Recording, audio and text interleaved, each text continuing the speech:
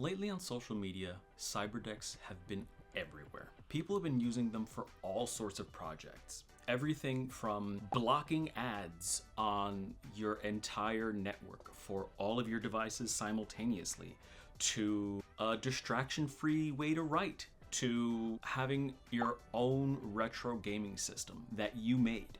But what the hell is a cyberdeck? Well, a cyberdeck is a custom-built, portable personal computer, often with a cyberpunk aesthetic. But that doesn't really clear things up. For example, how do you build one? Where would you even start if you wanted to? If you have no experience with electronics and you don't want to go tearing into old computers to scavenge for parts like a little raccoon, you can start where I did, with a Raspberry Pi. My name is Jeremy, and I just built a cyberdeck with no experience, and it came out fantastic. This is The Complete Idiot's Guide to Cyberdecks. No, man. We've talked about this. It's supposed to be called Building a Cyberdeck for Dummies. A Beginner's Guide to Cyberdecks. A Raspberry Pi is a single board computer that, depending on the model, can be as little as $15. It's not the only single board computer out there, but it is the most popular currently. From there, you just need some connecting cables, a keyboard and mouse, or a keyboard with a trackpad, a power supply, and a case to hold everything in. The case can be anything, from something you design and 3D print yourself to a box in the closet gathering dust. It's all about customizing things to your needs, your tastes, and most importantly, your budget. So, let's go over parts. For my case, I went with a wooden box I bought at my local grocery store for $5. For the brains of the operation, I went with a Raspberry Pi 02W, which is one of the most basic ones they offer, making it the easiest on your wallet. For the screen, I found a 5-inch screen online that connects with HDMI and includes an HDMI cord.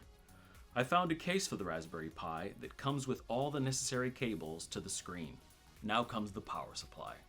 There are a number of different ways you could go about this, but for my purposes, I went with this power bank, both for the power that it can deliver as well as its small size. I've talked about some of the things that other people could do with their cyberdecks, but what am I going to do with mine?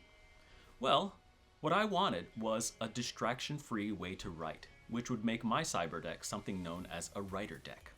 Now, in order to have a writer deck, or just a cyberdeck in general, you need software.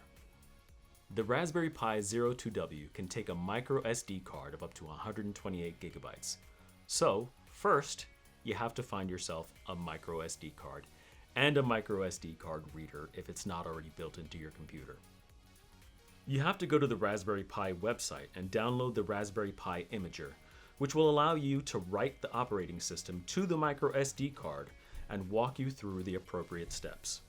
Once the software is installed on the micro SD card, you can install the card into the Raspberry Pi. Now it's time to talk about downloading applications to your Raspberry Pi. Now, for my cyberdeck, I'm keeping things simple and downloading LibreOffice. So on your desktop, you're going to go to the top left where you see that Raspberry icon. You click that and you go down to Preferences.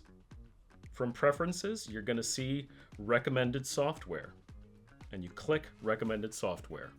After the program finishes checking for updates, all you have to do is scroll down, and you're going to see a program called LibreOffice, L-I-B-R-E Office, and you're going to click on the Install checkbox, and then click Apply.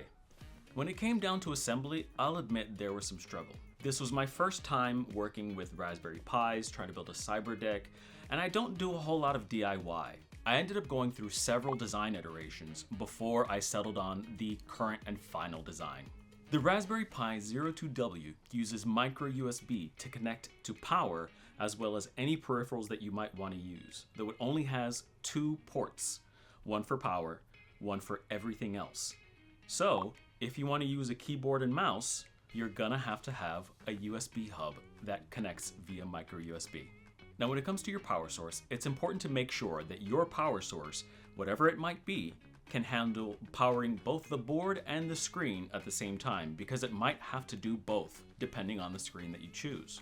Once you're done installing the software, the rest is up to you. You've made yourself a functional cyberdeck. Congratulate yourself. That's not easy. Next up comes the fun part, decoration. But I can't tell you exactly how to do that part. I can make suggestions though. Give it googly eyes, paint it funky colors, use accessories. It's up to you. It's your project, personalize it, make it yours. I can show you what I did though. Cue the glamour shots. Hell yeah! It looks like space! You know I'm gonna have music over this, right? Who needs music when you have me? Thank you, announcement orb. You got it!